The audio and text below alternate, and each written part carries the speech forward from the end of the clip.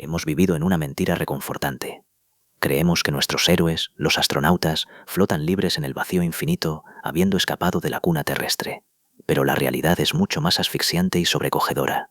La Tierra nunca nos ha dejado ir. Todo hombre y mujer que alguna vez ha viajado al espacio, incluso aquellos que pisaron la Luna, lo hicieron sumergidos en el aliento invisible de nuestro planeta. Nadie ha escapado jamás. Estamos atrapados dentro de una burbuja colosal que se extiende mucho más allá de la negrura espacial, devorando todo a su paso. Murineos, capítulo 1. La ilusión del abismo y la frontera invisible. Durante generaciones, la humanidad ha alzado la vista al cielo nocturno, contemplando las estrellas con la firme creencia de que existe una frontera clara y definida entre nuestro hogar y el vacío hostil del universo. Hemos debatido apasionadamente dónde termina la atmósfera de la Tierra y dónde comienza realmente el espacio exterior. En este esfuerzo por compartimentar el cosmos, la civilización ha trazado líneas imaginarias para separar lo aeronáutico de lo astronómico, intentando definir con precisión matemática el punto exacto en el que un ser humano abandona su planeta para convertirse en un viajero estelar. Sin embargo, la física de nuestro planeta se niega a someterse a definiciones tan simplistas. La definición más común y ampliamente aceptada del espacio exterior establece que éste comienza justo más allá de la denominada línea de Kármán, la cual se sitúa aproximadamente a 100 kilómetros sobre el nivel medio del mar. La institución oficialmente encargada de dictaminar y administrar estas reglas a nivel mundial, la Federación Aeronáutica Internacional FAI, sostiene que una vez que cruzas este límite de 100 kilómetros, te encuentras técnicamente en el espacio. La lógica científica detrás de la línea de Kármán es puramente aerodinámica. A partir de esa altitud, la atmósfera terrestre se vuelve tan extremadamente delgada que un vehículo aeronáutico convencional, como un avión, es completamente incapaz de generar sustentación para mantenerse en vuelo. Para seguir ascendiendo o mantenerse a esa altura, un avión tendría que alcanzar la velocidad orbital, lo que hace necesario cambiar a vehículos astronómicos especializados que no dependan de la sustentación del aire. A pesar de la aparente claridad de esta regla impuesta por la FAI, la realidad es que no existe un consenso internacional oficial ni definitivo sobre dónde comienza técnicamente el espacio. El límite es un terreno de constante debate entre científicos y agencias espaciales. Diversos astrofísicos argumentan que el espacio debería definirse a una altitud menor, específicamente a unos 80 kilómetros sobre el nivel medio del mar, debido a la forma exacta en que el impulso orbital actúa sobre los satélites y objetos en órbita. Esta postura de los 80 kilómetros no es un debate puramente teórico, es una norma operativa real para instituciones de gran relevancia. Tanto la NASA como la Fuerza Aérea de los Estados Unidos definen oficialmente el inicio del espacio a los 80 kilómetros sobre la superficie de la Tierra, y cualquier persona que cruce este umbral invisible es reconocida formalmente con el título de astronauta. Mientras los seres humanos debatimos sobre límites artificiales y títulos, la atmósfera terrestre opera como un sistema complejo, dinámico y estructurado en múltiples capas superpuestas que protegen y aíslan nuestro planeta. Esta colosal burbuja de gases es nuestro escudo vital, la barrera que nos aísla de la radiación agresiva y constante del Sol, así como de las temperaturas gélidas y mortales del espacio profundo. Al analizar detalladamente estas capas, descubrimos que la ilusión de haber escapado de la Tierra se desvanece incluso en las órbitas más famosas de la exploración espacial. La capa más baja y cercana a nosotros es la troposfera, el escenario donde ocurre todo el clima que experimentamos diariamente y donde se concentran los gases esenciales para nuestra respiración y supervivencia inmediata. Inmediatamente encima se encuentra la estratosfera, una región caracterizada por su estabilidad, lo que lleva a las aerolíneas comerciales a volar en ella siempre que es posible para evitar la turbulencia. Más arriba ascendemos a la mesosfera, una zona de vital importancia donde la fricción atmosférica hace que la gran mayoría de los meteoros se desintegren y se quemen antes de golpear la superficie terrestre, y que representa también el límite más alto donde las nubes pueden llegar a formarse. Al superar la mesosfera, ingresamos en la termosfera, y es aquí donde la paradoja espacial se vuelve innegable. En esta capa es donde reside la polémica línea de Kármán. Dentro de la termosfera, los astronautas comienzan a experimentar la ingravidez, y es, precisamente, la región donde orbita la Estación Espacial Internacional ISS.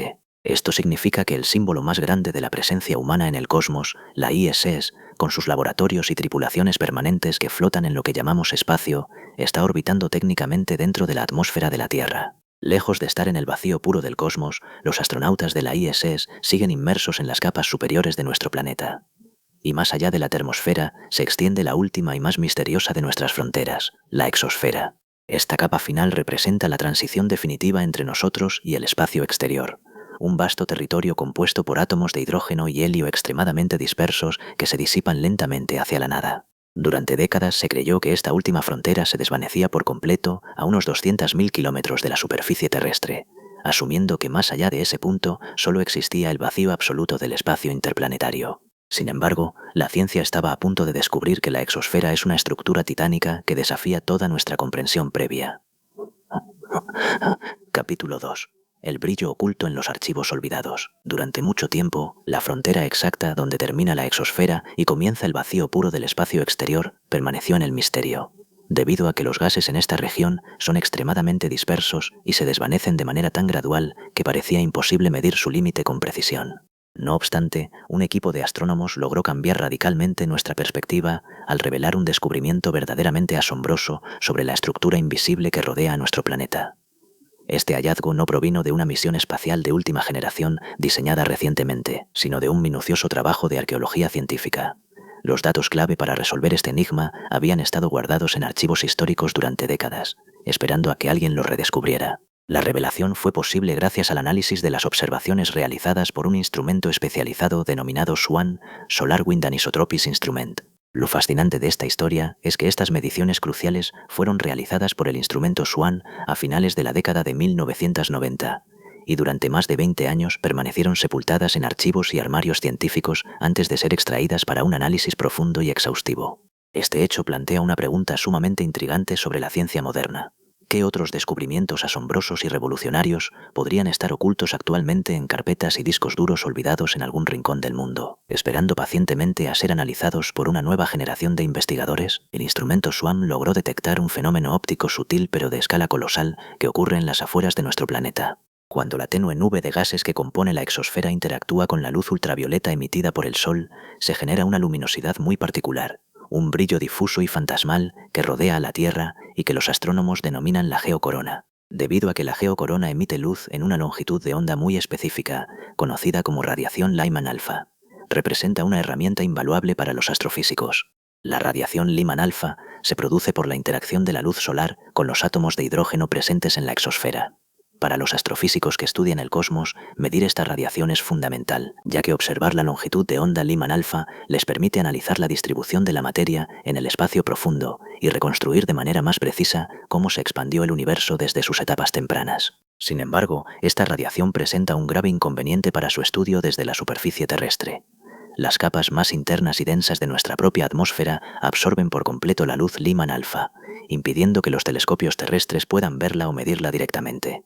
Para superar este obstáculo físico se requería una perspectiva externa. Desde su posición privilegiada en el espacio exterior, el instrumento SWAN pudo eludir la barrera absorbente de la atmósfera interior y observar de manera directa tanto la radiación Lyman alfa como la geocorona en toda su magnitud. Los datos recopilados por SWAN revelaron que la geocorona, y por ende la presencia de átomos de hidrógeno de la exosfera terrestre, se extiende a una distancia inmensamente mayor de lo que cualquiera hubiera previsto. La escala de esta estructura invisible no solo superó los antiguos cálculos de 200.000 kilómetros, sino que obligó a los científicos a redefinir por completo el tamaño real de nuestro planeta en el espacio. Este redescubrimiento científico resalta la importancia de volver la mirada hacia los datos del pasado. Los archivos acumulados de misiones espaciales anteriores a menudo contienen tesoros de información que las limitaciones técnicas de su tiempo o las prioridades de investigación del momento pasaron por alto.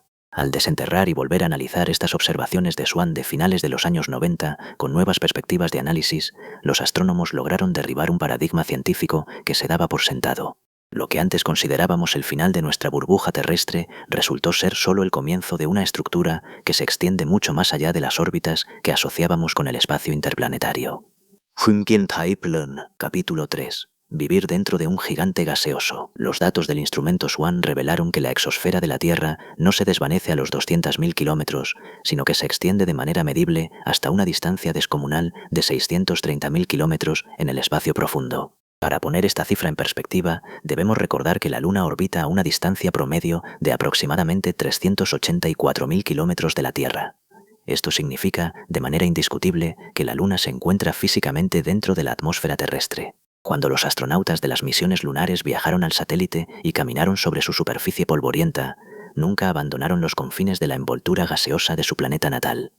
Estaban, de hecho, flotando dentro de la misma burbuja atmosférica de la que creían haber escapado. La constatación de que ningún ser humano ha salido jamás de la atmósfera terrestre es un hecho científicamente verídico que altera profundamente nuestra narrativa sobre la exploración espacial. Sin embargo, desde una perspectiva puramente práctica, este descubrimiento no cambia la forma en que diseñamos nuestras naves espaciales ni altera los desafíos físicos de los vuelos tripulados, ya que los gases a esas distancias extremas son tan increíblemente tenues que se comportan prácticamente como un vacío para los motores y la navegación espacial. El verdadero y más trascendental impacto de este descubrimiento radica en el campo de la observación astronómica y la astrofísica de precisión. Los datos recuperados de finales de los 90 también revelaron un comportamiento dinámico y sorprendente de nuestra atmósfera exterior bajo la influencia de la actividad solar. La radiación del Sol no es un factor pasivo. La luz solar comprime de forma activa los átomos de hidrógeno en la exosfera, provocando que se acumulen y generen zonas o bolsillos de geocorona significativamente más densos en determinadas posiciones respecto al Sol. Esta densidad variable se traduce directamente en fluctuaciones en la intensidad de la radiación Lyman alfa que rodea a nuestro planeta. Esta asimetría atmosférica tiene implicaciones directas para el funcionamiento de los telescopios espaciales. Cualquier telescopio espacial diseñado para realizar observaciones del universo profundo desde órbitas situadas dentro de los confines de la exosfera terrestre debe operar sabiendo que está sumergido en este brillo geocornal. A partir de este descubrimiento, los astrónomos deben calcular y aplicar un nuevo nivel de referencia basal para la radiación Lyman alfa, teniendo en cuenta la acumulación y variabilidad de la geocorona según la posición del Sol. Solo comprendiendo con exactitud el comportamiento de nuestra propia atmósfera gigante, podremos calibrar adecuadamente nuestros instrumentos para observar el cielo nocturno, permitiéndonos escudriñar el cosmos con una precisión sin precedentes y mirar mucho más lejos en las profundidades del universo. La Tierra, con su aliento invisible de 630.000 kilómetros de alcance, sigue siendo la lente a través de la cual contemplamos el infinito. En última instancia, saber que vivimos dentro de una envoltura de gas tan colosal altera nuestra concepción filosófica de la separación entre la Tierra y el espacio exterior. No somos colonos de un vacío absoluto cuando viajamos a la Luna. Somos simplemente viajeros navegando por los extremos más distantes de nuestra propia atmósfera. La Luna, ese faro nocturno que ha inspirado mitos y misiones de exploración, resulta no ser un cuerpo celeste flotando de forma totalmente aislada en el frío cósmico, sino un objeto astronómico que comparte de forma permanente la misma envoltura gaseosa que protege la vida en la superficie terrestre. Nuestra atmósfera no es una delgada capa que se disuelve apenas despegamos, sino una colosal y dinámica estructura cósmica que nos abraza y nos acompaña a lo largo de cientos de miles de kilómetros en nuestro viaje por el universo.